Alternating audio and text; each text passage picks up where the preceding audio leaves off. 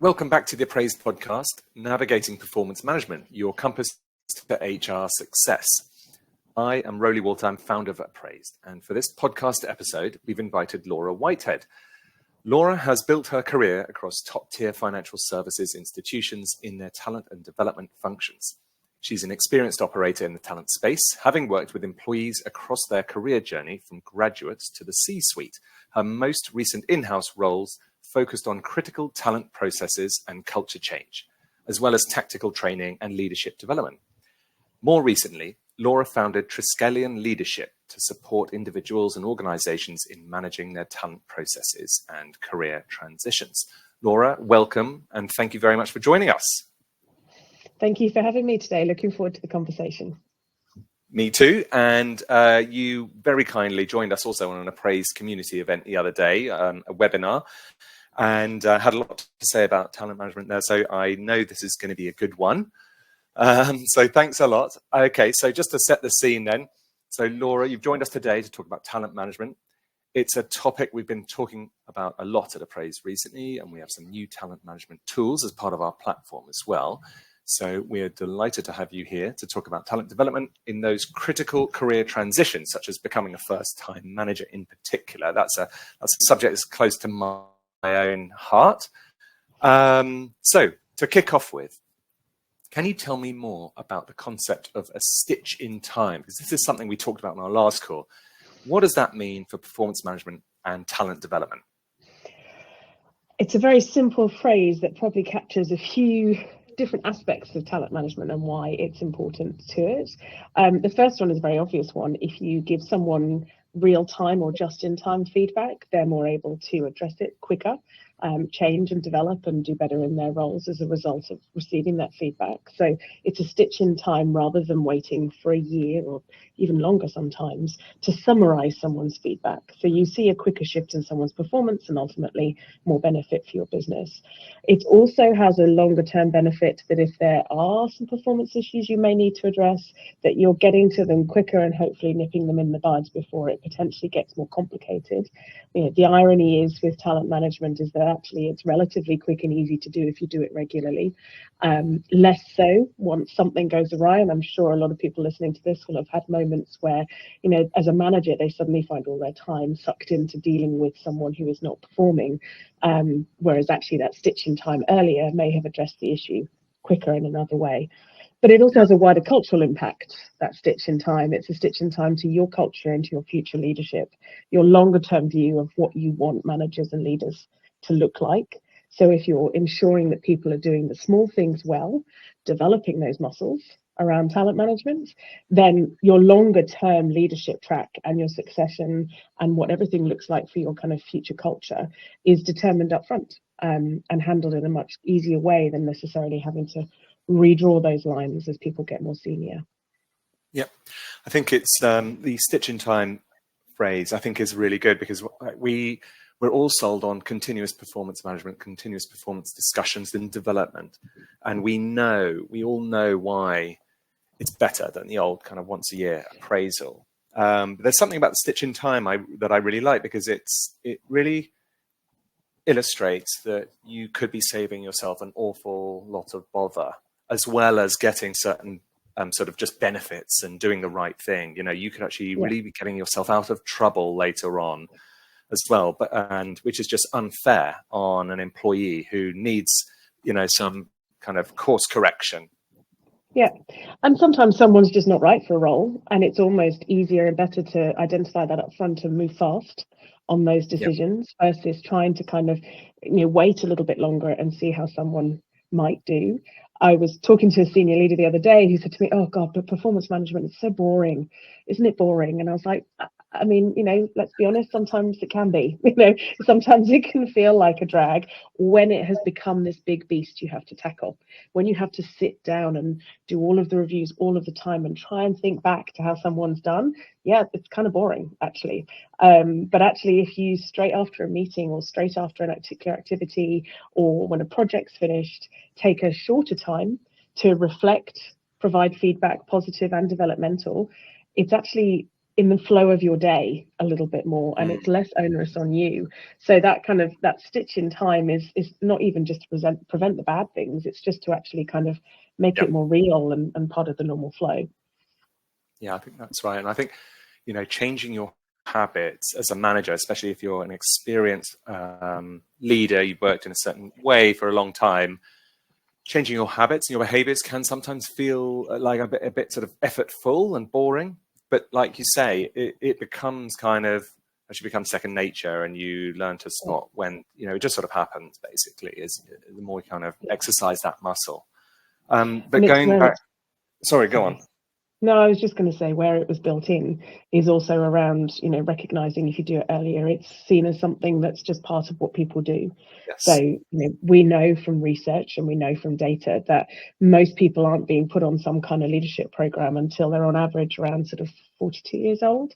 And if you assume that most people will have been doing supervision for much longer before that, probably on average coming to a supervisory role by the time they're around 30, it's a huge period of time where someone's flying blind on what to do, and then it becomes this bigger onerous thing. Okay, I'm being taught leadership now and I must now give this lots of time, and that's where it starts to feel heavy versus naturally part of what they do.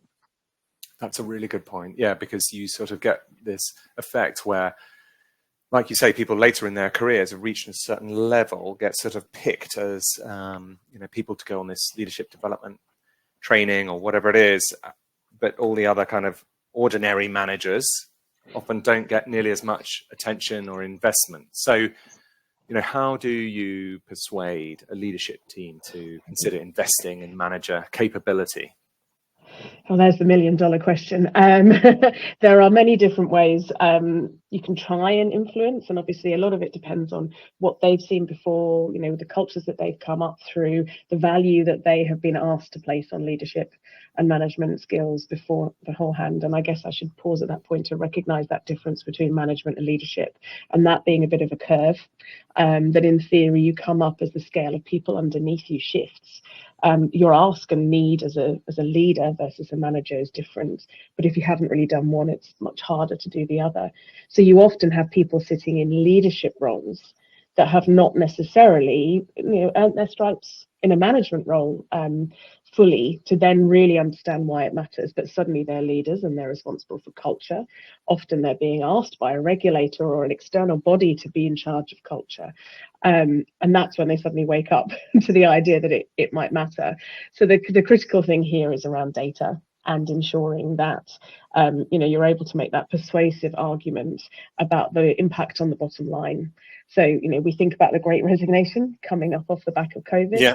If that's still being felt in a lot of organizations, you're looking at a kind of 15 to 20% turnover rate across all different industries, and we know that the cost to replace individuals once they leave is on average about twice their salary. So if you're paying someone £100,000 now, if they walk out of the door tomorrow, it's going to cost you £200,000 to replace them. You don't need that coming off your bottom line, no matter the scale of your business. And we know that people are 5 times more likely to walk if their manager is someone who's making them unhappy, if they don't feel motivated, if they don't feel supported, no matter how much they might like a wider company. So I would start there with actually, we can talk about the good, ethical, right leadership reasons, but if we're getting down to brass tacks here, it's going to cost you money, and it's going to cost you your culture, and it's potentially going to cost you your future innovators. The people that you're hiring now, that you're putting time and effort into developing, are going to go out that door if you have terrible managers in place. Now, that's not a switch you can flick overnight. That's also about bringing them on a journey of sustained long-term cultural change around management and what they need to do to own it. But that small investment up front, the small changes, is also the thing to persuade them with. That idea that we're not necessarily asking them to come out and whole-scale change everything that they do, but make these stitch-in-time changes and see the longer-term ramifications. That's right. So much more sort of cost-effective, isn't it? If you can do that as well, because otherwise these big leadership kind of programs can be hugely expensive if you're doing them across a huge number of people, and it's a little bit kind of if you're just putting everyone through it, whereas actually it could be a better investment if you just do a bit more at the kind of earlier level. Okay, great. And let's talk about new managers. Why is it that they, I think there's a statistic, isn't it, that 82% of managers have never had any sort of training or guidance or anything like that. So where are they meant to get their management skills from? Why is it that they do struggle? So, I mean, I smile because we're almost looking at two ends of the scale here. We've got this leadership who want to shift the dial, and then you've got the junior managers and the new managers that often are the ones being asked to set that tone, and being asked to make that change. And actually, if it's not being seen above them, then that's going to be a bit of an issue for them. If you think about, and this is obviously a very old concept that people talk about a lot, but 70-20-10, the majority of people's development is on the job and around them. And so as a new manager, what you would hope is they're able to look up and look sideways to see examples of what good management looks like. Now, you can put them on a training course, absolutely. That's always going to help them have a core understanding of a skill. But once they've left that room, real life itself can be muddy and messy, and you're dealing with lots of different personalities in the mix. So actually, they need to be able to look around them and see that, which comes back to that stitch in time. If you make the changes now, over time, more of those managers setting that tone will be visible. And then the new managers coming in will have people to talk to and to look to. The other thing is to consider your development program and what that looks like. One and done is not going to hit it. Yeah. So, offer those initial skills and then offer the reinforcement. And if that isn't coming from managers above and to the side, you need to find other more kind of set ways through training or coaching, mentorship from someone in a different team to be able to kind of help provide and fill that gap, that sounding board, which is that just-in-time element of kind of, I've been on a training course, but someone in my team has actually just done something really wrong, or someone's just told me that they want to take long-term leave, or they've got a mental health problem, or, in that moment, it's very easy to kind of think, oh God, where do I go with this? And outsource it to HR, or just go and get someone else to handle it. And actually, you want to create that sense of ownership up front and enable people to handle those things from the get-go, which will develop their skills for the longer term. What do you think about the problem I think we have about limited access now, thanks to COVID and hybrid working, which obviously has been a great thing for many, many people. But, for people who are not yet managers, who might be looking for their first position as a manager, or wanting to make that step, or wanting to make sure that they're doing it right, and that, just the lack of seeing around them role models and hearing people talking in the kind of in a great kind of management style and acting things out and sort of role playing things for them. What do we do about? Am I right to be worried about this? Is it a problem?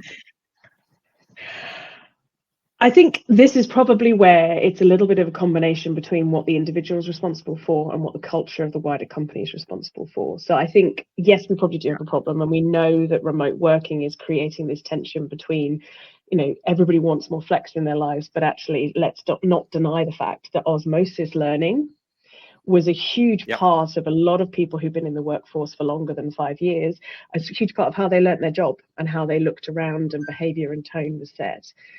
I suppose on the plus side, someone who's a new manager isn't sat next to someone who's a really bad manager thinking they have to emulate their skills. So there's some positives there. But I would say it's about how you're empowering your managers to understand that there are different ways of being a leader. They need to find it authentically within themselves, what works for them, and execute that. So it's not necessarily saying, hello, 1,000 people in my organization, I expect you all to manage in this way, because you can't be that prescriptive, and it will buck against most of your population's natural method. But actually, most people can build and develop a leadership style that works for them and that works for their team if they're given the tools around empathy and some of the legalities and just the general skills of how to approach conversations. So it's more about helping the individual find it within themselves, and they can do that sat at a desk working from home if they feel like they're empowered to do so. So it's also Right. about that tone from the top saying, our culture is we back you as managers, but we expect you to do it. And that combination there. Like it. Okay. So this is also an opportunity, right, for people to, develop their own style, not necessarily feel they have to emulate something they've seen before, which might be an overall positive given the workplace is changing, and we need management with managers with maybe different approaches to management, or at least just finding their own style that works and gets the best out of the people in their team. And you have to flex and you have to adapt, and that authenticity thing we know is one of the most important. If I came into an organization and tried to manage how you manage, everyone would just say, oh, this doesn't feel right, because it's not coming from the individual themselves. Whereas everybody will have a slightly different way of handling it based on their own life experience, their personality type. If we look at to neurodivergence, there's going to be lots of different ways of being a good manager. There's not one and done way of doing it, but there is a way to make people feel safe to be a manager and to do it well. And that's what senior leaders in an organization can set, regardless of remote or in the office. Yeah. Okay. And what do you think about culture and how that reinforces good or great kind of management practices and habits? Where does, is there, there's something in place, something that you can put in place, or that you can kind of, where you can steer an organization to reinforce positive behavior? I think the critical thing with organizations is to put your money in your mouth is. So, and I don't necessarily mean totally in bonuses or reward, but it's about what you recognize. It's about what you call out. It's about what you hold people to accountable for. So it's that accountability thing. We will enable you to do this, but we expect you to do it. So if someone is made a manager and they're not fulfilling that role well, arguably, when it comes to year-end reviews, they're not your top performer because they're not doing part of their job. So culturally, the lever you have is to say that actually we take this so seriously, it is part of what we do and how we operate. Now, that can sound a bit hardcore when you're potentially dealing with some rainmakers, and I've talked about this before, like how do you manage it when you have your rainmakers that are driving your business and they're just not good managers? My argument would be you need to reflect on where do your managers come from and how do you structure what management looks like within your organization. It is okay to say that someone over here is driving a particular part of the business, but just because they're more senior doesn't mean they have to manage, and it doesn't mean they have to lead. It doesn't mean you let them get away with completely poor behaviors, but you just recognize where their strengths are, and actually someone else arguably might be better at this, and so how do you position them for success to do that? So, and then making sure that you're calling it out and making it visible. I would also say that senior leaders need to walk the talk as well. So they need to, if they're saying to their staff, we expect you to do check-ins, we expect you to use this system, we expect you to give real-time feedback, they have to do it first. Otherwise, it's not going to trickle through. Unfortunately, people do look up for the setting of the tone. Yes. And so they do need to do that. Absolutely agree. And having worked across a number of sectors, I can tell there are some that are distinctly better at that than others. But I'm not going to name any names. No, we shall not name and shame today. But I guess what I would call out is, and it's a debate more around the gender space and marriages and everything else. But I would throw it out there here for talent management and leadership in general. This kind of idea of weaponized incompetence. This idea that actually you reach a certain level of leadership and seniority that you're allowed to say, I just don't have time for that, or I don't know how to do it. And everybody lets you. So, after a while, you start to see compensating behaviors in support teams around senior leaders who want to make it look like the senior leaders are doing some of these things, but they're not always. And it's often, and that's not to say it's their fault. It's not something that necessarily they're even realizing that they're doing. But we're right back to the stitch in time. If you've always been measured on why these things matter and doing them well, by the time you're a senior leader, they're just part of who you are. They're an inflexive part of how you lead. If you suddenly become a leader and you've always been allowed to get away with not doing these things, then you're not going to naturally in what you do, and you will try and find a way around it, or not prioritize it in your workflow, and you'll be busy.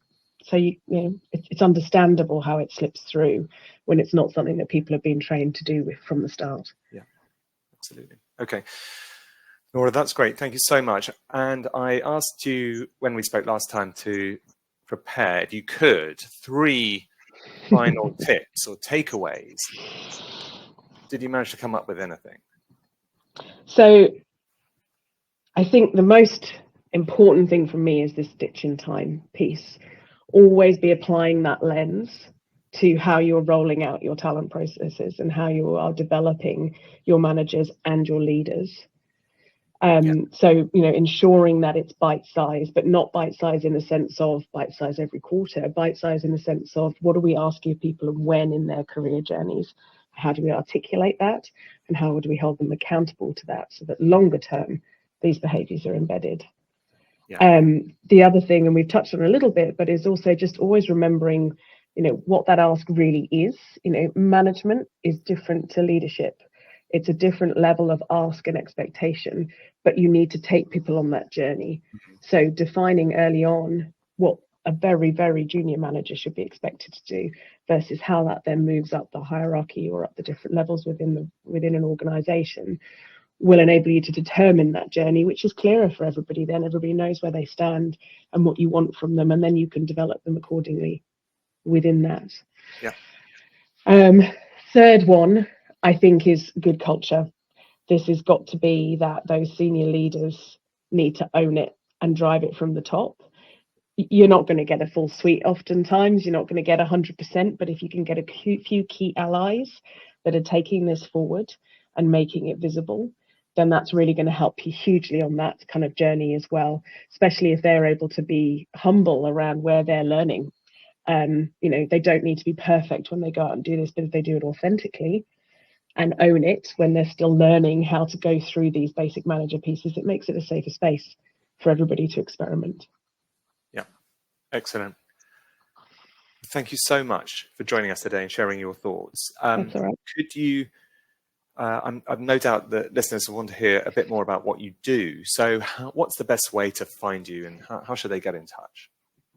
So you can find me on LinkedIn, and I also have a website with some contact details available. The Appraisd team also have my contact details as well. So very happy to have any discussions with anybody who's looking at doing this. I'd stress as well that often you're an individual who's recognizing an issue outside of an organization. Sometimes it's just about taking yourself in hand, even if the organization itself isn't ready or on that curve, and that's something that I can support with as well. Yeah, excellent. Okay. Great. Thank you so much. Thank you very much. Yeah. And thanks to everyone for listening as well. Don't forget to follow the Appraisd podcast on all the usual channels, our website, Spotify, Apple Podcasts, and others. And see you again on our next episode.